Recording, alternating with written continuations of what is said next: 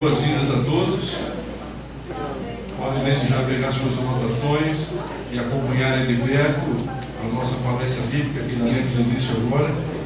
Tem como tema uma pergunta bem interessante: ocorreram realmente os milagres da Bíblia?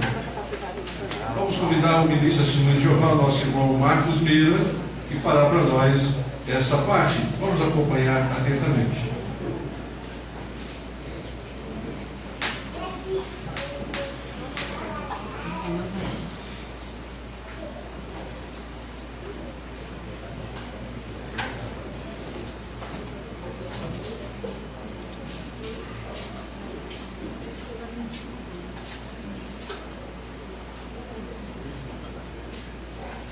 Imagine os irmãos uma cena que ocorreu no ano de 31 da nossa era comum.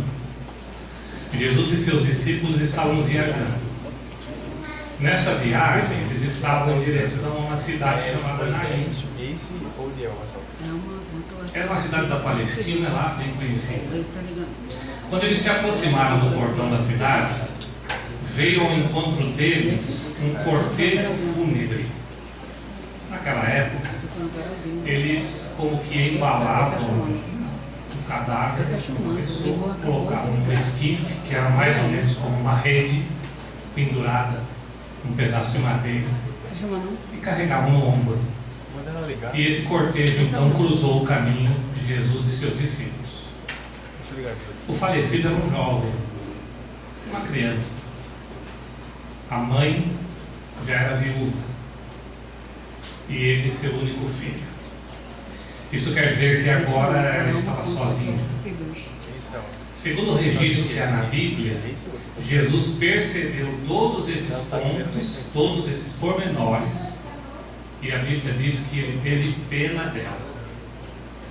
Aí se chegou a ela e disse assim: "Pare de chorar." Com isso ele se aproximou, tocou ali no esquife, naquela rede. Os ajudantes ali pararam, ficaram parados, olhando sem saber o que ia acontecer. E Jesus disse assim: "Jovem, eu te digo, levanta." E o relato diz que o morto sentou-se e começou a falar.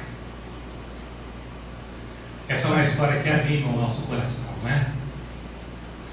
Mas, do ponto de vista da palestra que nós vamos fazer hoje, com os irmãos, surge uma pergunta: será que essa história é verídica?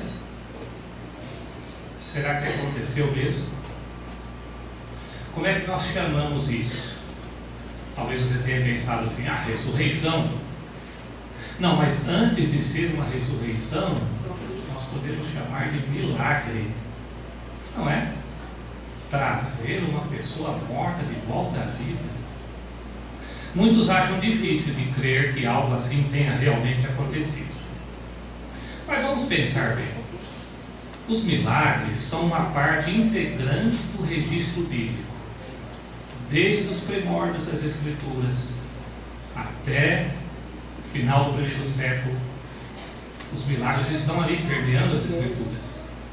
Crer na Bíblia significa especificamente acreditar que milagres aconteceram.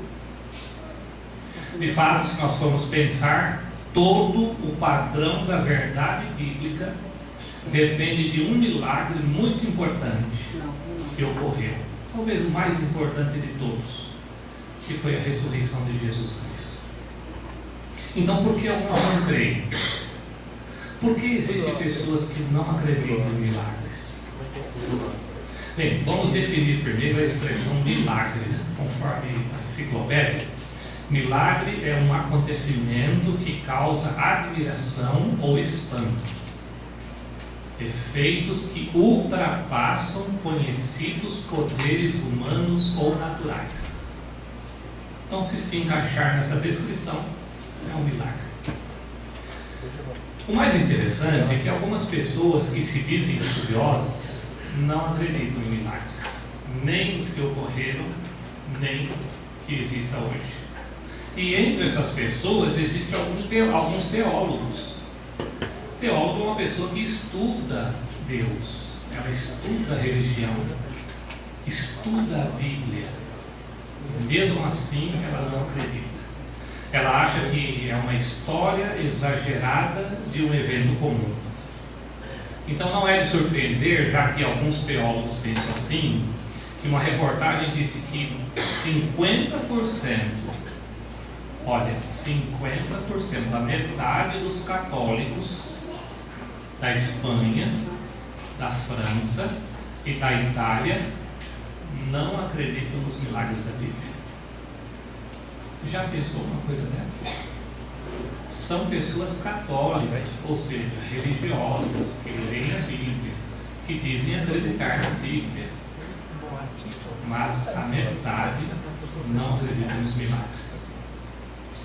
Muitos cientistas, filósofos, outros também acreditam que os milagres não têm explicação científica.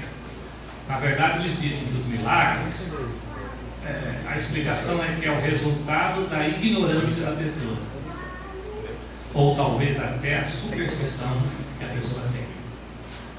Mas convenhamos que dizer meramente que não houve milagres não prova em si mesmo que eles vão acontecer. Então, o que nós podemos identificar para distinguir se houve mesmo os milagres, se os milagres da Bíblia são verdadeiros ou se tratava apenas de mágica? Bem, os milagres da Bíblia não são contos de fadas, não são lendas exageradas, não são ilusões e muito menos efeitos de mágica. Vamos comparar um pouquinho com a mágica. Toda vez que nós assistimos alguma coisa na televisão, ou talvez num circo, não é assim? Ou numa apresentação qualquer, essas artes mágicas, elas envolvem artes secretas, encenações especiais, talvez rituais, que produzam efeitos que pareçam sobrenaturais. Quem de nós já não viu uma mulher deitada numa caixa e o mágico serrando aquela caixa ao meio, e depois ele ainda divide a caixa e fica o pé balançando para um lado, que é assim, e às vezes a mão e a cabeça balançando para o outro. Todas essas coisas que acontecem, que eles chamam de mágica, na verdade são mais truques, não é assim? E nós até descobrimos isso através de um programa de televisão que começou a desvendar essas coisas, e um dos mágicos resolveu entregar tudo, não foi? Ele resolveu dizer todos os truques, todas as coisas que se usavam ali para enganar as pessoas. Mas aquilo fazia parte do teatro, não é? O palco precisava ser preparado, as caixas com seus fundos falsos, as mesas com seus espelhos, precisavam ser preparados. Então nós vamos nos basear exatamente nisso, nessa particularidade. Os milagres da Bíblia, nós podemos dizer que eles se destacam por outras razões.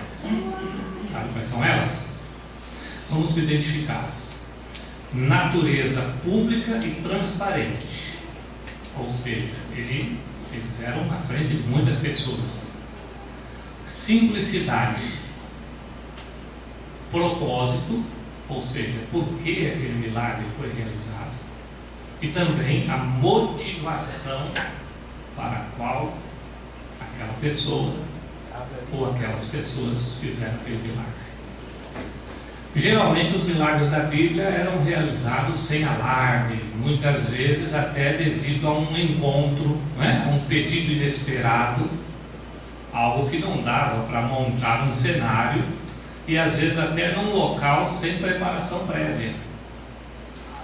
Por exemplo, na semana passada e na outra nós vimos alguns milagres de Jesus no estudo bíblico de congregação. E esses milagres foram dessa forma, não é? Tanto daquela mulher que padecia do fluxo de sangue, não teve nenhuma preparação. Jesus nem sabia que ia realizar aquele milagre. E logo depois, quando ele foi à casa de Jairo, foi através de um pedido. Lembra-se? Ele vinha, estava viajando, e quando chegou, Jairo foi ao encontro dele e pediu um milagre. Bem, a motivação também das pessoas que realizavam o milagre não era a busca egoísta de proeminência. Ele não queria se mostrar para as pessoas, mas A Bíblia explica diferente. Vamos ver? Pegue a Bíblia que está aí no seu colo. Abra, por favor, em João, do Evangelho, capítulo 11, versículo de 1 a 4. João, capítulo 11, versículo de 1 a 4, diz assim: um homem chamado Lázaro estava doente. Ele era de Betânia, a aldeia de Maria e sua irmã Marta. Foi essa Maria que derramou óleo perfumado sobre o Senhor e enxugou os pés dele com um cabelo. Lázaro, que estava doente, era irmão dela. Então as irmãs dele mandaram dizer a Jesus: Senhor, aquele que o Senhor ama está doente. Mas Jesus, quando ouviu isso, disse, olha só a resposta de Jesus: o resultado dessa doença não será a morte, mas a glória de Deus, para que o Filho de Deus seja glorificado por meio dela. Avance um pouquinho, versículo 15 agora, mesmo capítulo. Diz: e por causa de vocês, eu me alegro de que eu não estava lá, para que vocês acreditem. Mas vamos até onde ele está. Se avançarmos um pouquinho mais nesse capítulo, agora 40, versículo 40, Jesus respondeu: eu não lhe disse que se você acreditasse, veria a glória de Deus? Percebeu? Nessas sentenças, nós conseguimos perceber bem o objetivo de Jesus. Era que trouxesse glória ao seu Pai. Milagres também nunca foram realizados para mistificar algo ou apenas para satisfazer a curiosidade. Lembram-se quando Pôncio Pilatos recebeu Jesus preso? Ele estava animado para conhecer aquele de quem tanto falavam. Então ele disse: eu quero ver um sinal, faz aí um milagre. E Jesus não fez nada, nem sequer lhe dirigiu a palavra. Os milagres também sempre ajudaram as pessoas, sempre, quer em sentido físico ou sempre de forma espiritual, ajudaram aquelas pessoas a aceitar a adoração verdadeira. Por exemplo, as obras de Jesus sempre foram realizadas às claras, nunca foi para se exibir. Tanto as curas milagrosas como o poder de controlar os elementos da natureza foram marcados pela simplicidade. E olha, o que é interessante também, que nós podemos destacar sobre Jesus, é que ele curou a todos, nunca alegando que a falta de fé de alguns justificasse não atendê-los, ou justificasse falhas. Quer ver agora? Abra sua Bíblia, volte um pouquinho aí ao Evangelho de Mateus, capítulo 8, versículo 16. Acompanhe comigo essa leitura. Mateus capítulo 8, versículo 16. O relato diz assim para nós: olha, depois de anoitecer, levaram-lhe muitas pessoas possessas de demônios, e ele expulsou os espíritos com uma palavra e curou todos os que estavam doentes. Acreditassem ou não, tivessem fé ou não, fossem seus discípulos ou se tornassem tais ou não, Jesus fez isso. Testemunhas oculares também atestam para nós os milagres da Bíblia. Por exemplo, é muito bom examinar cuidadosamente o depoimento dessas testemunhas oculares e principalmente o efeito que esses milagres tiveram sobre a sua pessoa. Por exemplo, ajuda a estabelecer a verdade daquilo que realmente ocorreu. Não é assim? Às vezes temos alguma dúvida e procuramos uma testemunha que possa relatar sobre isso. Então, um exemplo: os milagres realizados por Moisés e Arão lá do Egito, eles foram públicos e afetaram milhões de pessoas. Pelo menos 3 milhões de pessoas, que é o que se imagina que foram libertos do Egito. O primeiro milagre que ele fez foi diante de Faraó. Faraó era a pessoa até então mais poderosa da terra. Era o monarca mais poderoso. E o primeiro milagre que eles realizaram foi na frente dele. Isso afetou toda a terra do Egito, porque não só os seus servos viram, os seus sacerdotes viram, os seus magos e mágicos viram, como também depois todo o povo do Egito, quando as 10 pragas, né, que nós conhecemos, que podemos chamar de os 10 milagres que Jeová realizou então naquela época, todo o povo do Egito viu, e viveu e sofreu até por causa de algumas coisas. Logo depois, por exemplo, na terceira praga, até mesmo os sacerdotes de Faraó, o relato bíblico diz ali que eles reconheceram, dizendo assim: é o dedo de Deus que está fazendo isso. Então, veja, esse reconhecimento de testemunhas oculares é que pode confirmar para nós. Vamos avançar um pouquinho no Mar Vermelho. Os egípcios reconheceram que Jeová estava realizando obras poderosas em favor de Israel. Quando eles viram aquelas paredes invisíveis segurando o Mar Vermelho dos dois lados, e o povo de Israel atravessando em terra seca, eles disseram logo: vamos voltar, porque o verdadeiro Deus, Jeová, está em favor deles. Mais ainda à frente, quando se relatou a ressurreição de Jesus aos discípulos, lembram qual foi a reação primária deles? Eles não acreditaram, eles ficaram confusos. Jesus ressuscitou. Bom, mas aí o que foi que aconteceu? Jesus apareceu a eles, né? Então, ver Jesus vivo teve neles o efeito de que tiveram que aceitar que ele realmente tinha sido ressuscitado. Podemos citar assim, por exemplo, Mateus, João. Eles conviveram com Jesus, viram Jesus morrer e também atestaram a sua ressurreição. O apóstolo Paulo, já como apóstolo, ele atestou isso também. Quer ver na sua Bíblia? Vamos acompanhar esse texto. 1 Coríntios capítulo 15. Encontre, por favor, aí 1 Coríntios, no capítulo 15.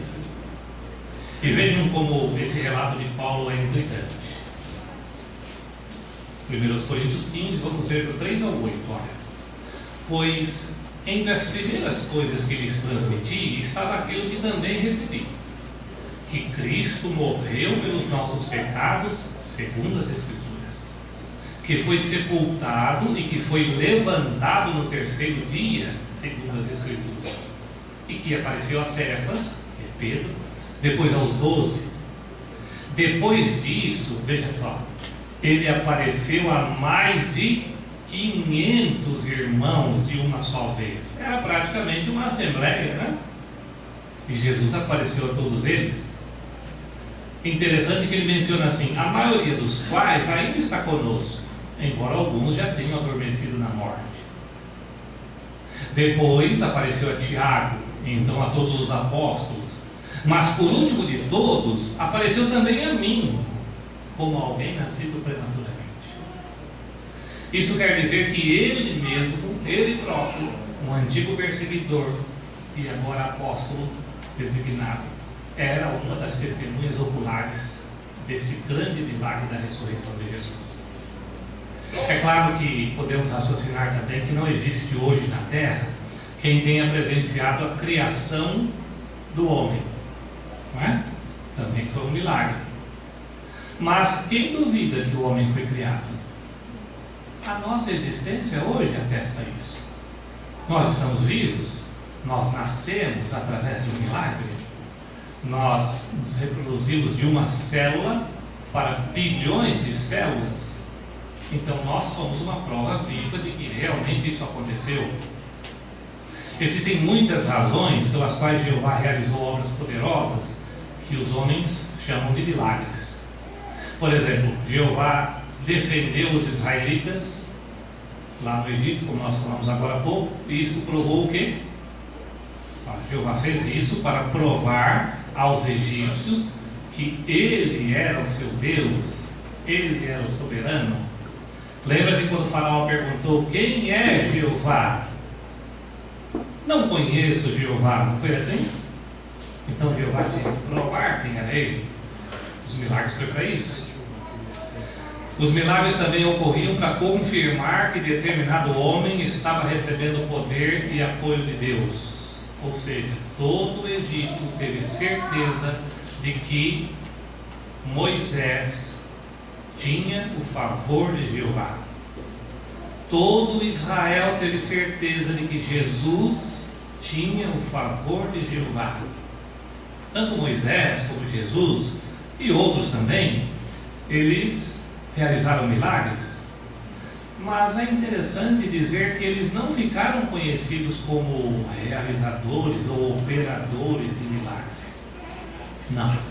Esses homens ficaram conhecidos como instrutores, como profetas enviados por Deus. Os milagres de Jesus tornaram manifesta a sua glória, identificando claramente Jesus como Messias. Eles já estavam esperando um Messias, mas quem haveria de ser? Então a Bíblia menciona que exatamente isso aconteceu para que eles crescem. Por exemplo, João 2,11 diz: Jesus fez isso em Caná da Galileia como o início dos seus sinais, que revelou sua glória, e seus discípulos depositaram fé nele. Percebeu a questão? O milagre foi para que os discípulos depositassem a fé. Então, eles confirmaram que ele era o profeta que havia de vir, já tinha sido prometido desde Moisés. Essas obras poderosas atestaram a comissão e a mensagem de Jesus e também cumpriram muitas profecias que indicavam para ele. Os milagres realizados por Jesus estavam primariamente relacionados com os problemas enfrentados pela humanidade. Não é assim? Se nós formos ver os milagres de Jesus, pelo menos aqueles que estão registrados, eles são milagres que mostram interesse na raça humana. Interesse mesmo no bem-estar da criação. Por exemplo, Jesus curou todo tipo de doenças. Quando nós falamos todo tipo, nós podemos pensar em todas as doenças. Todas mesmo. Jesus ressuscitou mortos, ou seja, ele trouxe pessoas que já tinham falecido de volta à vida, de volta à convivência com seus familiares. Então essas obras poderosas provaram que ele era o meio designado por Deus para libertar a humanidade do pecado e da morte. Vejam que Jesus usou dois métodos, né? Os milagres e a mensagem que ele declarava. Então, essas duas coisas conjugadas ajudaram as pessoas a ver que Deus estava apoiando o que Jesus fazia. Deus estava abençoando a primitiva congregação cristã. No primeiro século, o Espírito de Jeová operou de maneira poderosa, formando congregações, estabelecendo firmemente o cristianismo verdadeiro. Agora, e atualmente? Talvez alguns pensem, mas por que isso não continuou? Hoje precisamos também de milagres. Bom, a questão definitiva é que hoje não é preciso milagres para desenvolver a fé. E mesmo se milagres acontecessem hoje, eu diria que não convenceria a todos. Por que será que podemos dizer isso? Lembram-se da expressão "é preciso ver para crer"? Né? Ou alguns dizem assim: eu sou igual a Tomé, né? Eu só acredito vendo. Não é assim? Mas é interessante esse aspecto, porque muita gente pensa assim, mas na verdade talvez não tenha agido assim. Vamos ver como é que isso, né, uma crença dessa não levaria a fé genuína. Nem todos aqueles que foram testemunhas oculares dos milagres de Jesus se sentiram movidos a aceitar seus ensinos. Por exemplo, vamos ver o caso de um milagre bíblico lá no Antigo Israel. Vamos pensar em três personagens que nós já conhecemos: Corá, Datã e Abirão. Não é? Esses três personagens foram protagonistas de algo muito ruim. Mas vamos pensar um pouquinho antes deles fazerem esse algo ruim. A Bíblia indica que eles foram testemunhas oculares de vários milagres de Jeová. Por exemplo, podemos destacar aqui as 10 pragas do Egito, que nós já falamos agora há pouco, são considerados os 10 milagres. Eles estavam presentes a todas elas, eles viram. Depois eles estavam no meio da multidão, quando Jeová milagrosamente abriu o mar vermelho e os deixou passar em solo seco. Depois ele viu quando Jeová fechou o mar vermelho e aniquilou a Faraó e as suas forças militares. Ora, logo depois, assim que eles estavam no sopé do Monte Sinai, Corá, Datã e Abirão também estavam entre o povo que ouviu a voz do céu, ouviram a voz do próprio Jeová falar desde o céu. Mas, pouco tempo depois de terem presenciado todos esses milagres, eles, vamos dizer assim, instigaram uma rebelião contra Moisés, contra Jeová, contra os seus servos designados, e terem visto os milagres não adiantou de nada. Uns 40 anos depois disso, um profeta chamado Balaão, lembra dele? Ele também testemunhou um milagre. Ele teve uma intervenção angélica. Um anjo veio falar com ele, dar instruções específicas sobre o que fazer. Era um milagre, não é? Mas nem isso impediu de agir contra o povo de Jeová. Nem isso impediu de ajudar aí os moabitas a desviarem os israelitas. Bom, isso tudo que nós falamos se torna pequeno quando nós falamos de um outro personagem. O nome dele é Judas Iscariotes. Olha, Judas Iscariotes, ele foi um dos associados íntimos de Jesus, chamado apóstolo. Ele presenciou uma série extraordinária de milagres realizados por Jesus, não é assim? Mas nada disso fez com que ele não traísse a Cristo. Nada disso pesou para que ele não chegasse lá e por 30 moedas de prata ele entregasse Jesus. Então nós vemos que ser uma testemunha ocular de um milagre em si só não quer dizer que a pessoa vai ter fé, ou vai acreditar, ou vai basear naquilo. Então, na verdade, os líderes religiosos judeus lá mostravam também, né, quantos milagres eles viram, e mesmo assim eles ainda não acreditavam. Mesmo assim eles ainda queriam matar Jesus. Quando não, eles diziam que Jesus realizava aqueles milagres através do diabo. Não é assim? Então, certamente, nem essa intervenção direta deu a eles realmente a prova de que Jesus era da parte de Deus. Então, por que os milagres não edificam a fé? Como pode haver falta de fé diante de milagres? Olha, a rejeição de Jesus por parte dos líderes religiosos judeus é muito intrigante quando se considera que na época em que Jesus iniciou o seu ministério, os judeus como povo estavam na expectativa de Cristo. Eles estavam esperando já o Messias. Eles sabiam que a realização desses milagres era o que eles estavam aguardando. Mas fé, irmãos, é muito mais do que uma crença. Fé é muito mais do que dizer eu acredito, uma reação emocional ou momentânea a um milagre. Vamos ver o que é fé? Abra a sua Bíblia em Hebreus. O capítulo é o 11. O versículo é o 1. Hebreus 11, 1 diz assim para nós: olha, a fé é a firme confiança de que virá o que se espera, a demonstração clara de realidades não vistas. Então veja, os milagres na antiguidade foram importantes, porque eram para desenvolver a fé ou edificar a fé deles. Eles serviram para convencer as pessoas.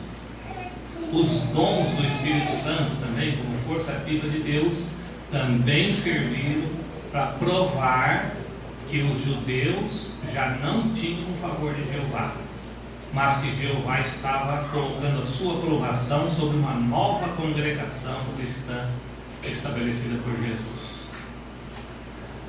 Jeová Deus não queria que os milagres fossem uma característica permanente. Através do apóstolo Paulo, ele disse assim: olha, quer haja dom de profecia, será eliminado. Quer haja dom de línguas, cessará. Quer haja dom de conhecimento, será eliminado. Então esses dons evidentemente cessaram. A morte dos apóstolos ou daqueles a quem eles deram poder para ter esses dons, cessou tudo. Então é preciso mais do que acreditar simplesmente na existência de Deus. Nós temos que estudar diligentemente as Escrituras. Nós temos que estudar diligentemente as Escrituras com a ajuda de publicações bíblicas, com a ajuda de reuniões cristãs como essa que estamos aqui hoje. A fé baseada no conhecimento exato da palavra de Deus não é fraca, não é vazia. Na verdade, quem discerne qual é a vontade de Deus e faz com fé, a Bíblia diz, está prestando um serviço sagrado de Jeová. Então, com certeza, todos nós temos vários motivos para acreditar que os milagres realmente aconteceram. Vamos terminar só falando um pouquinho mais sobre Marta, essa grande amiga e seguidora de Jesus. Ela estava muito triste. O irmão dela, amigo de Jesus, tinha morrido. Será que alguma coisa podia aliviar a dor que ela estava sentindo? Sim, podia. Jesus disse assim: seu irmão se levantará. Lembram-se o que foi que ela disse quando Jesus mencionou esse milagre que ia acontecer? Ela disse: eu sei, Senhor. Eu sei que ele se levantará na ressurreição no último dia. Ela tinha fé.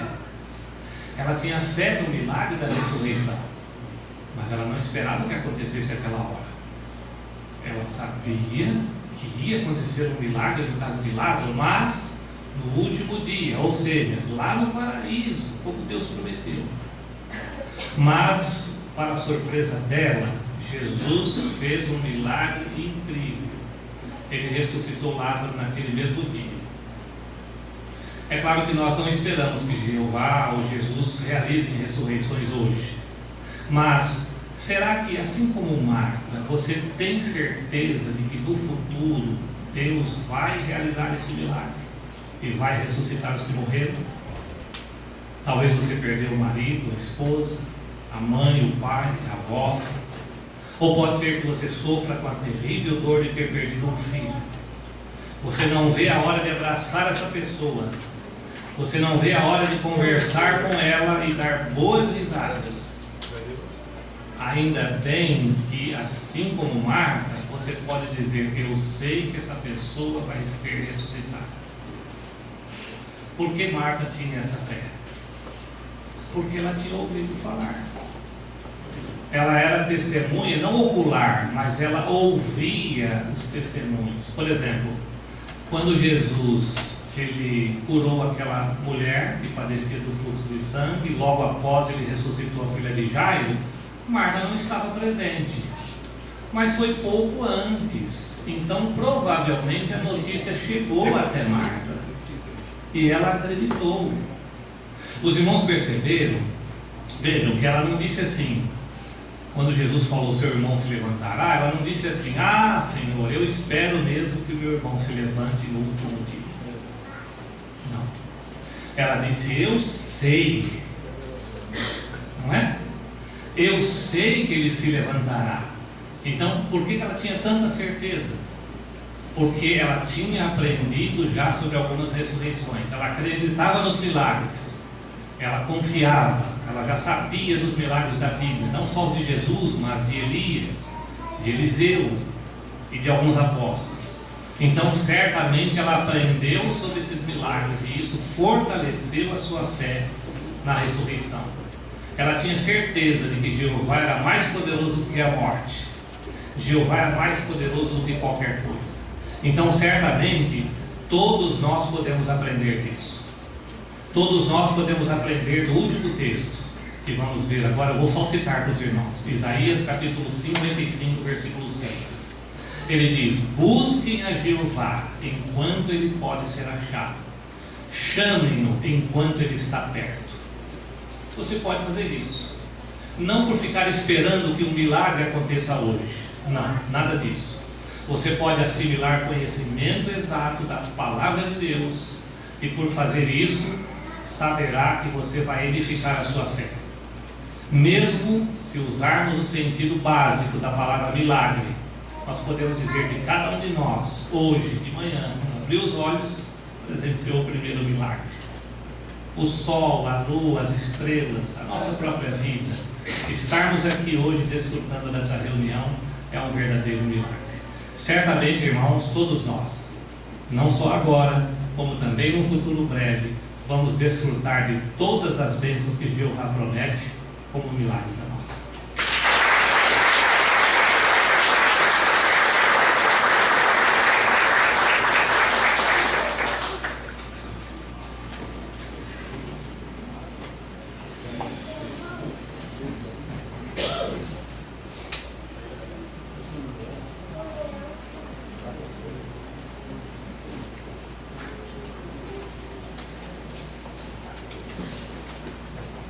Muito bem, obrigado, irmão Marcos, pela excelente matéria. Sem comentário.